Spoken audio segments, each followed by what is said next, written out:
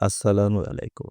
আজ ৬ এপ্রিল ২০২৫ খ্রিস্টাব্দ, ২৩ চৈত্র ১৪৩১ বঙ্গাব্দ, ৭ শাওয়াল ১৪৪৬ হিজরি, রবিবার।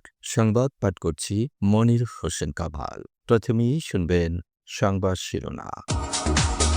ঈদের ছুটিতে সড়ক দুর্ঘটনায় ১৩২ জনের মৃত্যু। সোমবার থেকে শুরু হচ্ছে ঝাটকা সংরক্ষণ সপ্তাহ। কক্সবাজারে দুপক্ষের সংঘর্ষে জামাত আমিরসহ ৩ জন নিহত। তালতলীতে বৈদ্যুতিক খাদে কৃষকের মৃত্যু। বিয়ের ১ মাসের মধ্যে প্রবাসী খুন। নলছিটিতে এক রশিতে মা ও ছেলের আত্মহত্যা। পদ্মায় ডুবে স্বামী স্ত্রীর মৃত্যু। কলাপাড়ায় নিখোঁজ গৃহবধূ, পরকীয়া প্রেমিকসহ আটক। মাইকিংয়ে রেকর্ড করা হয় লোকবেতারে। শুনলেন সংবাদ শিরোনাম, এবার বিস্তারিত। ঈদের ছুটির ৮ দিনে সড়ক দুর্ঘটনায় মারা গেছে ১৩২ জন। বাংলাদেশ সড়ক পরিবহন কর্তৃপক্ষ বিআরটি এর তথ্যে জানা গেছে, ঈদের ছুটির ৮ দিনে সারা দেশে ১১০টি সড়ক দুর্ঘটনা ঘটেছে। ২৮ মার্চ থেকে ৪ এপ্রিলের মধ্যে সবচেয়ে বেশি সড়ক দুর্ঘটনা ঘটেছে ৩১ মার্চ ঈদের দিন। এদিন সারা দেশে ১৮টি সড়ক দুর্ঘটনায় ২৪ জনের মৃত্যু হয়। ঈদের পরের দিন মারা যায় ১৯ জন। তার পরের দিন মারা যায় ২২ জন। ২ এপ্রিল, ৩ মে তাসনিয়া ইসলাম, আনিশা আক্তার ও লিয়ানাকে নিয়ে মাইক্রোবাসে করে কক্সবাজার বেড়াতে যাচ্ছিলেন রাজধানীর মিরপুরের বাসিন্দা রফিকুল ইসলাম ও লুৎফুন্নাহার দম্পতি। তাদের সঙ্গে ছিলেন ভাগ্নি তানিফা ইয়াসমিন। পথে চট্টগ্রামের লোহাগাড়ায় সেদিন সকালে তাদের মাইক্রোবাসের সঙ্গে বাসের সংঘর্ষ হয়। ঘটনাস্থলেই মারা যান রফিকুল ইসলাম, লুৎফুন্নাহার, লিয়ানা ও তানিফা। হাসপাতালে নেয়ার পর মারা যায় আনিশা। সবশেষ গত শুক্রবার চট্টগ্রাম মেডিকেল কলেজ হাসপাতালের আইসিইউতে মারা যায় তাসনিয়া। শুধু ওই দুর্ঘটনাতেই ১১ জন নিহত হয়েছে। সোমবার থেকে শুরু হচ্ছে জাটকা সংরক্ষণ সপ্তাহ। এবারের প্রতিপাদ্য, জাটকা ধরা বন্ধ হবে, ইলিশ উঠবে চাল ভরে। মৎস্য ও প্রাণী সম্পদ মন্ত্রণালয় জানিয়েছে, আগামী ৮ এপ্রিল থেকে ১৪ এপ্রিল পর্যন্ত ঢাকা, মানিকগঞ্জ, রাজবাড়ী, ফরিদপুর, মাদারীপুর, শরীয়তপুর, মুন্সিগঞ্জ, ভোলা, পটুয়াখালী, বরিশাল, পিরোজপুর, বরগুনা, ঝালকাঠি, চাঁদপুর, লক্ষ্মীপুর, ফেনী, নোয়াখালী, চট্টগ্রাম ও বাগেরহাট জেলায় জাটকা সংরক্ষণ সপ্তাহ পালিত হবে। কক্সবাজারের উখিয়ায় জমি নিয়ে বিরোধে দুই পক্ষের সংঘর্ষে জামাতে ইসলামীর ওয়ার্ড আমিরসহ ৩ জন নিহত হয়েছেন। এ ঘটনায় আহত হয়েছেন আরও ৪ জন। আজ সকাল ১০টার দিকে উখিয়ার কুতুপালং রোহিঙ্গা ক্যাম্প সংলগ্ন পশ্চিমপাড়া গ্রামে এ ঘটনাটি ঘটেছে। নিহতরা হচ্ছেন রাজাপালং ইউনিয়নের ৯ নম্বর ওয়ার্ড শাখার জামাতে ইসলামীর আমির ও কুতুপালং বাজার জামে মসজিদের খতিব মাওলানা আবদুল্লাহ আল মামুন, তার চাচাতো ভাই আব্দুল মান্নান ও চাচাতো বোন শাহিনা বেগম। মাত্র ১৪ কাড়া ভিটি জমি নিয়ে মসজিদের খতিব ও জামাত নেতা মাওলানা আবদুল্লাহ আল মামুনের সঙ্গে তার চাচাতো ভাই আব্দুল মান্নানের বিরোধ চলছিল। আজ সকালে মাওলানা মামুন জমিতে কাজ করতে গেলে উভয় পক্ষের মধ্যে প্রথমে কাটাকাটি হয়। এক পর্যায়ে দুই পক্ষের ছুরি ও ধারালো দায়ের আঘাতে আবদুল্লাহ আল মামুন, তার চাচাতো ভাই আব্দুল মান্নান ও তার বোন শাহিনা মারা যায়। তালতলীতে ধান খেতে ইঁদুর মারার বৈদ্যুতিক ফাঁদে বিদ্যুৎ স্পৃষ্ট হয়ে কাদের মুন্সি নামে এক কৃষকের মৃত্যু হয়েছে। শনিবার রাত ৮টার দিকে সোনাকাটা ইউনিয়নের বড় আমখোলা গ্রাম থেকে তার মরদেহ উদ্ধার করা হয়েছে। নিহত কাদের মুন্সি একই এলাকার নূর মোহাম্মদ মুন্সির ছেলে। সোনাকাটা ইউনিয়নের বড় আমখোলা গ্রামে বোরো ধান চাষ করেন গ্রামের কৃষক সিদ্দিক ও নাসির মিয়া। তাদের ধান খেতে ইঁদুর মারার জন্য বৈদ্যুতিক ফাঁদ পেতে রাখেন। ওই ধান ক্ষেতের পাশেই বোরো ধান চাষ করেন একই গ্রামের কৃষক কাদের মুন্সি। গতকাল বিকেলে তিনি রোপণকৃত ধানক্ষেত দেখতে যান। সন্ধ্যায় বাড়ি না ফেরায় বাড়ির লোকজন খোঁজাখুঁজি করে রাত ৮টার দিকে ধানক্ষেতে বৈদ্যুতিক ফাঁদের পাশে তার মরদেহ দেখতে পায়। ঘটনার পরে সিদ্দিক ও নাসির বাড়ি ছেড়ে পালিয়েছে। ফরিদপুরের নগরকান্দায় বিয়ের ১ মাসের মধ্যে নিজ ঘরে হত্যাকাণ্ডের শিকার হয়েছেন জামাল শেখ নামের এক প্রবাসফেরত ব্যক্তি। শুক্রবার রাতে তালমা ইউনিয়নের দক্ষিণ কোনা গ্রামে এ ঘটনাটি ঘটেছে। জামাল শেখ একই গ্রামের হাতেম শেখের একমাত্র সন্তান। ১৫ বছরের বেশি সময় ধরে জামাল মালয়েশিয়া ছিলেন। গত ৬ রমজান তিনি সদরপুর উপজেলার কৃষ্ণপুর ইউনিয়নের নিজ গ্রামের সাজেদা বেগম নামের এক নারীকে বিয়ে করেন। শুক্রবার রাতে জামাল খুন হলেও আসল রহস্য জানা যায়নি। ঝালকাঠির নলছিটিতে মা ও ছেলে একাত্রে আত্মহত্যা করেছে। আজ সকালে মগর ইউনিয়নের রায়াপুর গ্রামে একটি বাগানে রেন্টি গাছের সঙ্গে একই রশিতে ঝুলন্ত অবস্থায় তাদের পাওয়া যায়।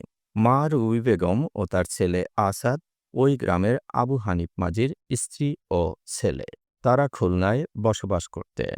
ঈদ উপলক্ষে নিজ গ্রাম রায়াপুরে এসেছিলেন। হৃদয় প্রামাণিক ও মেহজাবিন মৌয়ের বিয়ে হয়েছিল মাত্র ৩ মাস আগে। আনন্দ উল্লাসে ঘোরাঘুরি করে সুখী দিন কাটছিল মেধাবী এ দম্পতির। কিন্তু ছোট্ট একটি দমকা হাওয়া থামিয়ে দিয়েছে তাদের। নৌকাডুবিতে নিভে গেছে জীবন প্রদীপ। পাবনা সদর উপজেলার চর তারাপুর কোলছড়ি গ্রামের দুলাল প্রামাণিকের ছেলে হৃদয় প্রামাণিক তার স্ত্রী আতাইকুলা থানার বনগ্রামের মনিরুজ্জামান মানিকের মেয়ে মাসুদা মেহজামিন মৌ। তিনি ছিলেন কুষ্টিয়া ইসলামী বিশ্ববিদ্যালয়ের বায়োমেডিক্যাল ইঞ্জিনিয়ারিং বিভাগের ছাত্রী। ঈদের ছুটিতে গত শুক্রবার বেলা ৩টার দিকে পদ্মা নদীতে নৌকা ভ্রমণে যান এ দম্পতি। বিকেল ৪:৩০টার দিকে সুজানগর উপজেলার সাতবাড়িয়া ইউনিয়নের কাঞ্চন পার্ক এলাকায় হঠাৎ দমকা হওয়ায় নৌকাডুবির ঘটনা ঘটে। অন্যরা সাঁতরে তীরে উঠল, সাঁতার না জানা হৃদয় ও মৌ পানিতে ডুবে যায়। গতকাল সাতবাড়িয়ার পদ্মা নদীর চর থেকে তাদের লাশ উদ্ধার করা হয়েছে। পটুয়াখালীর বাউফলে ৯ বছরের শিশুকে ধর্ষণের অভিযোগে সালাম খন্দকার নামে এক বৃদ্ধকে গ্রেপ্তার করেছে পুলিশ। সালাম খন্দকার নাজিরপুর ইউনিয়নের বাকলা তাঁতের প্যাঠি গ্রামের ধলু খন্দকারের ছেলে। গতকাল বিকেলে শিশুটির পরিবারের লোকজন পাশের বাড়িতে ঘুরতে যায়। শিশুটি নিজ বাড়ির সামনে খেলাধুলা করছিল। সেখান থেকে শিশুটিকে পাশের নির্মাণাধীন একটি ভবনে নিয়ে ধর্ষণ করেন সালাম খন্দকার। শিশুটির কান্না শুনে স্থানীয়রা সালামকে আটক করে পুলিশে দিয়েছে। কলাপাড়ায় রহস্যজনকভাবে নিখোঁজ ৩ সন্তানের জননী আঁখি আক্তার ও তার পরকীয়া প্রেমিক হাসান মাহমুদকে আটক করেছে পুলিশ। নিখোঁজের ৪ দিন পর শনিবার রাত ১টার দিকে বাকেরগঞ্জ উপজেলার পাদ্রী শিবপুর গ্রামের প্রেমিকের বাড়ি থেকে তাদের উদ্ধার করা হয়। গত মঙ্গলবার গভীর রাতে প্রেমিক হাসান মাহমুদের শরীরের রক্ত ছিটিয়ে তার সঙ্গে পালিয়ে যায় ওই গৃহবধূ। পরের দিন ওই গৃহবধূর পিতা আলমগীর হাওলাদার বাদী হয়ে স্বামী আলমগীর হোসেন সহ শ্বশুরবাড়ির ৯ জনের নামে একটি অপহরণ মামলা দায়ের করে। পুলিশ নির্দোষী ৭ জনকে গ্রেপ্তার করে আদালতের মাধ্যমে কারাগারে পাঠিয়েছে। আঁখি ও হাসানকেও আজ আদালতের মাধ্যমে কারাগারে পাঠানো হয়েছে। মাইকিংয়ে রেকর্ড করা হয় লোকবেতারে। সুমধুর ও সুস্পষ্ট কণ্ঠে মাইকিংয়ের জন্য লোকবেতারের বিকল্প নেই। লোকবেতারের সানপ্রুফ স্টুডিওতে করা হচ্ছে গান ও নাটকের রেকর্ড। সেই সাথে লোকবেতারে নামমাত্র টাকায় প্রচার করা হচ্ছে বিজ্ঞাপন। ১৫ সেকেন্ডের বিজ্ঞাপন প্রচারিত হচ্ছে মাত্র ৫০০ টাকায়। ৩০ সেকেন্ডের বিজ্ঞাপন ১,০০০ টাকা, ৪৫ সেকেন্ডের বিজ্ঞাপন ১,৫০০ টাকা আর ১ মিনিটের বিজ্ঞাপন প্রচার করা হয় মাত্র ২,০০০ টাকায়। নির্ধারিত টাকার বিনিময়ে প্রতিদিন কমপক্ষে ৫ বার করে পুরো ১ মাস বিজ্ঞাপন প্রচার করা হবে। মাইকিং ও বিজ্ঞাপনের জন্য যোগাযোগ করবেন 01775564444 5 নম্বরে। এবারে শুনবেন আবহাওয়ার খবর।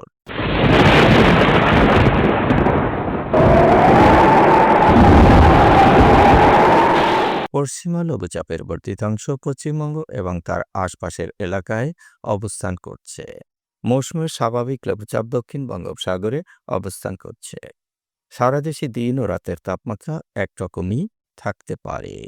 আজ দেশের সর্বোচ্চ তাপমাত্রা ছিল রাজশাহীতে ৩৮.৫ ডিগ্রি সেলসিয়াস এবং সর্বনিম্ন তাপমাত্রা ছিল তেঁতুলিয়ায় ১৯.৫ ডিগ্রি সেলসিয়াস। বরগুনার সর্বোচ্চ তাপমাত্রা ৩৫.৫ ডিগ্রি সেলসিয়াস, সর্বনিম্ন ২৫ ডিগ্রি সেলসিয়াস। আগামীকাল সূর্যোদয় হবে ভোর ৬টা ৪৬ মিনিটে।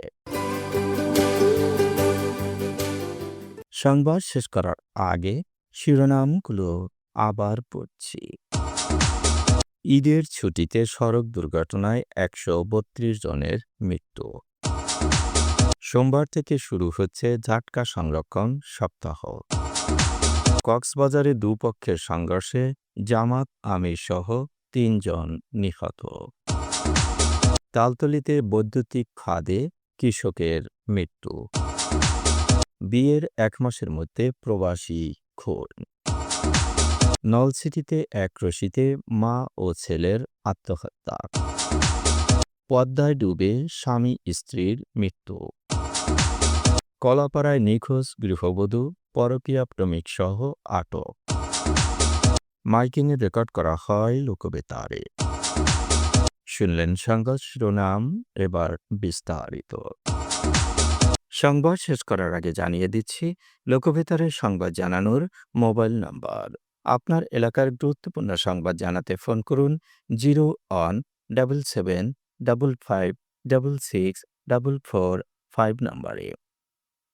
আর লোকবেতারের সাথে যুক্ত হয়ে গান শুনতে চাইলে SMS করুন 01782973478 নম্বরে।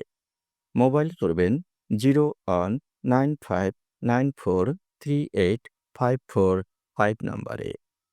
বিশ্বের সব জায়গা থেকেই শুনতে পারবেন লোকবেতার। লোকবেতার fm.org ওয়েবসাইটের মাধ্যমে শুনুন সরাসরি অনুষ্ঠান। সংবাদ পাঠ এখানেই শেষ করছি।